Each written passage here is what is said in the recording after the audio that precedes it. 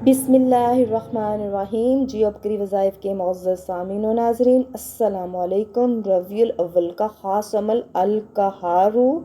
अल्लाह ताला के इस नाम की वीडियो को लाजमी लाइक करें और इस चैनल को लाजमी सब्सक्राइब करें।